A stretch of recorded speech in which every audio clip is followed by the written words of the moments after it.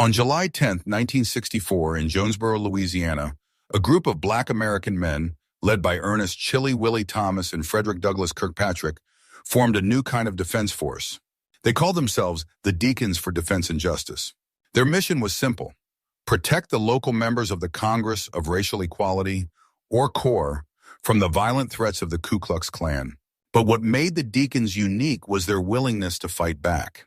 Most of these men were veterans of World War II and the Korean War. They were used to fighting for their country, but now they were fighting to defend their communities. Armed with rifles and a sense of justice, they weren't going to sit idly by while the Klan terrorized local Black residents. The Deacons weren't just another civil rights group. They were a visible, active force challenging the Klan's reign of terror in the South. Their first major action was in Bogalusa, Louisiana, where they set up a new chapter led by Charles Sims, A.Z. Young, and Robert Hicks. It was there that the Deacons had a tense confrontation with the Klan, which pushed the federal government to step in.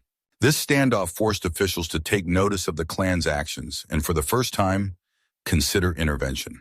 But the Deacons weren't just about confrontation. They were about protection. When Black residents tried to register to vote, or when civil rights workers, both Black and white, came to the South to help, the Deacons were there. In fact, they even provided security for the famous 1966 March Against Fear from Memphis to Jackson, Mississippi. With the Deacons on the ground, the Klan could no longer intimidate Black residents without facing real resistance. The Deacons' methods were effective, but their approach wasn't exactly what traditional civil rights groups had in mind. While organizations like the NAACP and Southern Christian Leadership Conference, SCLC, were focused on nonviolent protests, the Deacons believed in self-defense. Their strategy quickly caught the attention of the FBI, who began investigating the group. But just as the investigation was gaining momentum, more powerful Black power movements, like the Black Panther Party, emerged in the wake of the 1965 Watts riots, drawing the FBI's focus away from the Deacons. By 1968, as the Black Power movement gained momentum and the Deacons' influence faded, their numbers dwindled, and they were essentially disbanded. But the legacy of the Deacons for Defense and Justice lived on.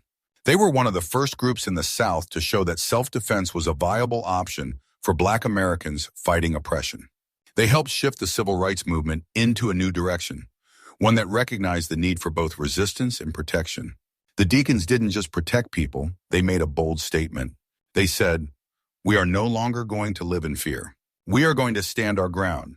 And that message resonated far beyond the borders of Louisiana, laying the groundwork for future generations of Black activists who believed in fighting for justice on their own terms.